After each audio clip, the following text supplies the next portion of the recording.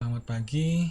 Video ini adalah bagian keempat dari 6 rangkaian video tentang math dalam mata kuliah testing dan penetration testing. Bagian ini kita akan membahas tentang virus and worm. Virus, worm itu cacing. Nah, kita introduksi virus.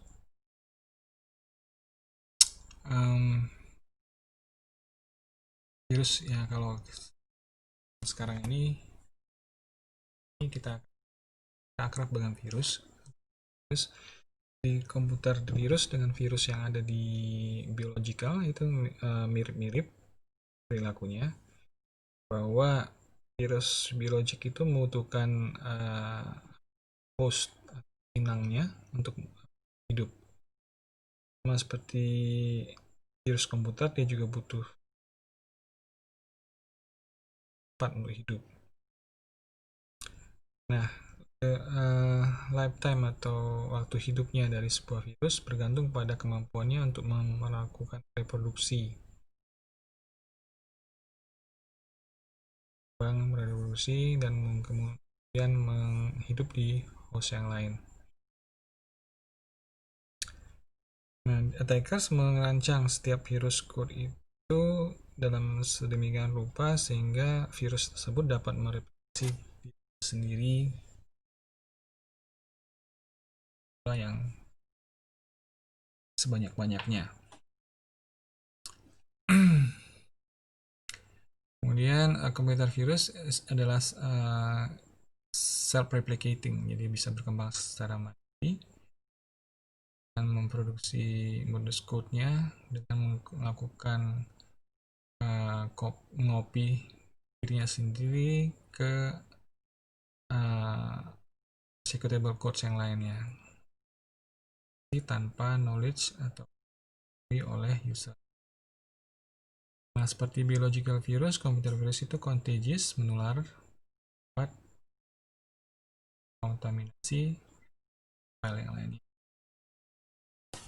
Virus dapat menginfeksi mesin di luar hostnya dengan bantuan dari users, dari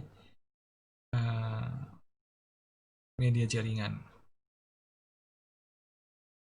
Kemudian some virus affect computer as soon as their code is executed. Dan jadi ada beberapa virus yang langsung menginfeksi, dieksekusi, ya dieksekusi langsung berefek. Kemudian ada juga virus yang ketika dieksekusi dia tidak langsung berefek, stay dulu dia di memori, dan baru dalam waktu yang tertentu dia akan eksekusi dijalankan dengan adanya kondisi-kondisi khusus. Virus menginfeksi berbagai jenis file seperti OVL, exe, sys, com, atau virus ditransmisikan dari file downloads, disk drives. Sebenarnya mirip sama seperti Jan dan di video pertama atau masuk ke sebuah sistem. Kemudian karakteristik dari virus, ini ada beberapa karakteristik dari virus. Pertama, si program lain, dan kemudian mentransformasi diri, bisa bertransformasi, kemudian bisa mengenkripsi dirinya sendiri. Jika dia juga bisa merusak data, file dan program, kemudian dia juga bisa melakukan self-replication. Nah, tujuan dari membuat virus sama seperti malware, yaitu membuat suatu kerusakan atau mencuri atau sebuah sistem. Contohnya adalah inflict damage to computer, menyerang kompetitoritas, mengambil keuntungan finansial, credit card number, banking trojans. Terus bisa juga melakukan vandalisme, prank, research project, cyber terrorism, kemudian distributed political messages, damage network computers, kemudian access to the victim's computers. Ini kemudian tahapan dari virus. Ini ada beberapa tahapan. Pertama perancang, dibuat dulu, dia dirancang dan dibuat menggunakan kits untuk virus seperti tadi. Force, kemudian replication, melakukan sendiri, melakukan dirinya sendiri, kemudian launch with user performance action, jadi aktifasi karena user mengeksekusi yang sebuah program yang terinfeksi. Kemudian tahapan detection, virus itu bisa dideteksi oleh antivirus, sistem yang korban. Kemudian incorporation adalah tahapan di mana antivirus memiliki cara untuk melindungi sistem terhadap virus tersebut. Kemudian execute damage routine, users menginstal antivirus updates dan mengeliminate virus threats.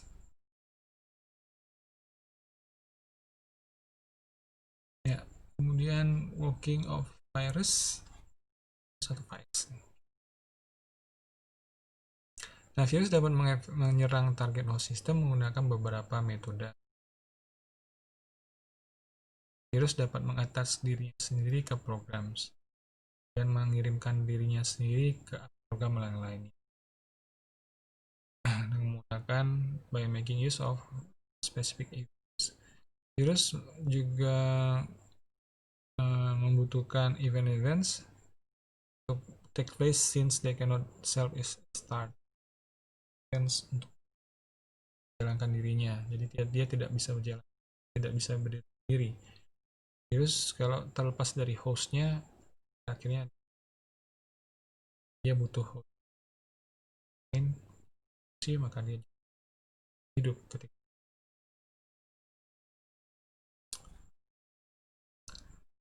Virus itu memiliki dua fase infeksi dan fase serangan.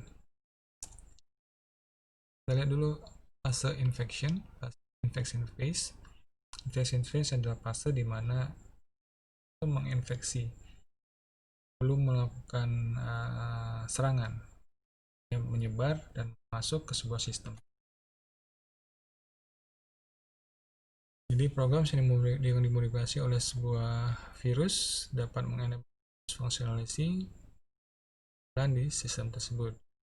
Virus menginfeksi target sistem setelah di-trigger atau menjadi aktif setelah adanya eksekusi dari sebuah terinfeksi. Yang dua faktor penting adalah method of infection, kemudian method of spread, dan bagaimana dia menyebar. Sebuah virus menginfeksi sistem menggunakan atau langkah-langkah berikut. Pertama, virus menload dirinya sendiri ke dalam memori dan melakukan pemeriksaan pada executable pada disk, file executable di dalam disk. Kemudian virus menambahkan malicious code, program yang legitimate, dan user tidak aware tentunya bahwa aplikasinya sudah terinfeksi. Kemudian eksekusi dari program terinfeksi tersebut menjalankan virus, sehingga cycles ini akan terus berjalan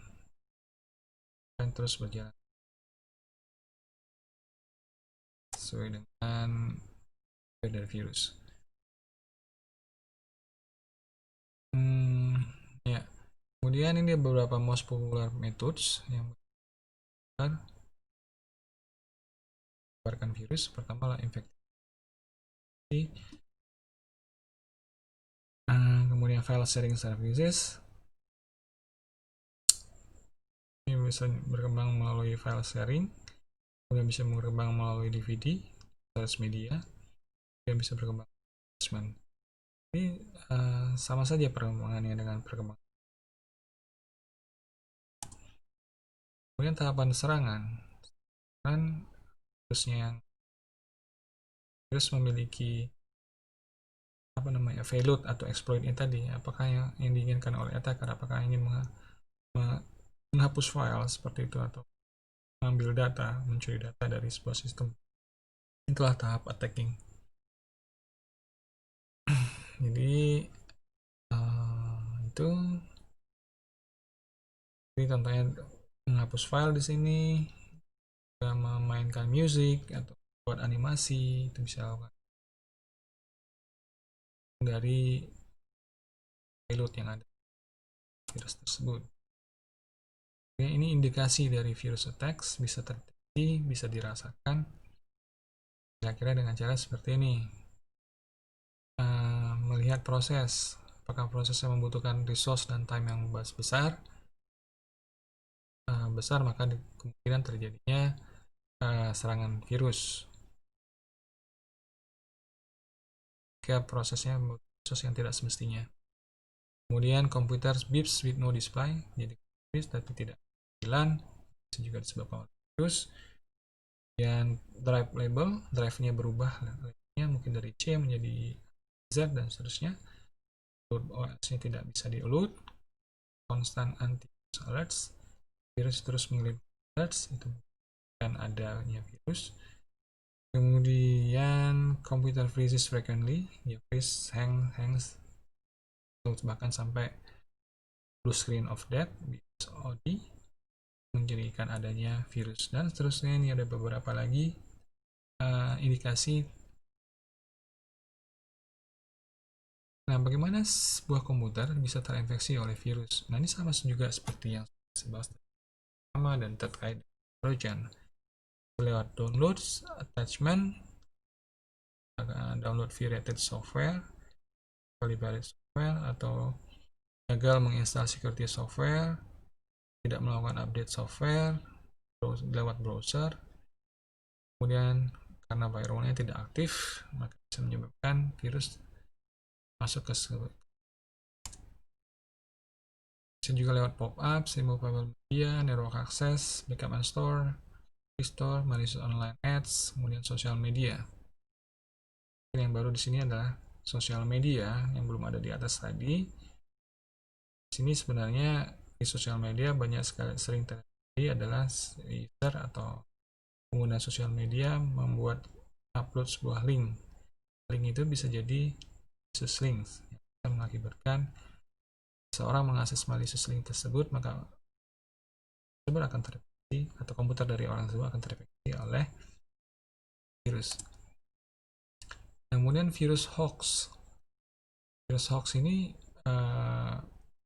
menyebarkan virus menggunakan seolah-olah bahwa dia adalah bukan virus, antivirus, untuk fake antivirus.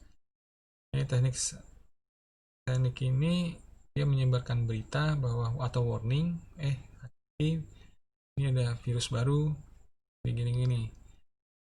Padahal dia sendiri berisi virus. Warning message itu berisi virus attach. Yang sebenarnya virus hoax. Itu perlu dilakukan cross check. Sebuah warning muncul kan apakah warning itu benar. Cek. Contohnya adalah Zeus virus scam hoax 2000. Virus hoax lainnya adalah OS X, DMSTY, saya nggak tahu. Nah, Trojan download blocker, ransom deprive CM, dan seterusnya. Nah, kemudian fake antivirus mirip dengan hoax tadi. Di sini ada software yang antivirus menyamar sebagai antivirus. bukan antivirus yang sebenarnya, tapi dia virus mengirimkan menyamar sebagai virus ketika asal kan, maka dia akan menyatakan bahwa sistem sudah terkena virus dan mengirimkan pesan harus langkah-langkah yang harus dilakukan, bahkan mungkin minta agar user membeli lanjutkan versi yang berbayar seperti itu. Jadi virus bisa nambah virus lagi ke dalam sistemnya. Contohnya antivirusnya Pro 2017. Kemudian contoh-contoh lainnya ada ScanGuard, Antivirus 10, Total AV. Jenis virus lainnya adalah ransomware. Ransomware yang baru-baru ini namanya tren juga, itu adalah virus WannaCry. Itu ada ransomware. Ransomware ini adalah virus yang berhasil menginfeksi sebuah sistem dan menyebabkan sistem ini tidak bisa diakses oleh victim. Dan untuk dapat mengakses komputer tersebut, victim harus membayarkan sejumlah uang ke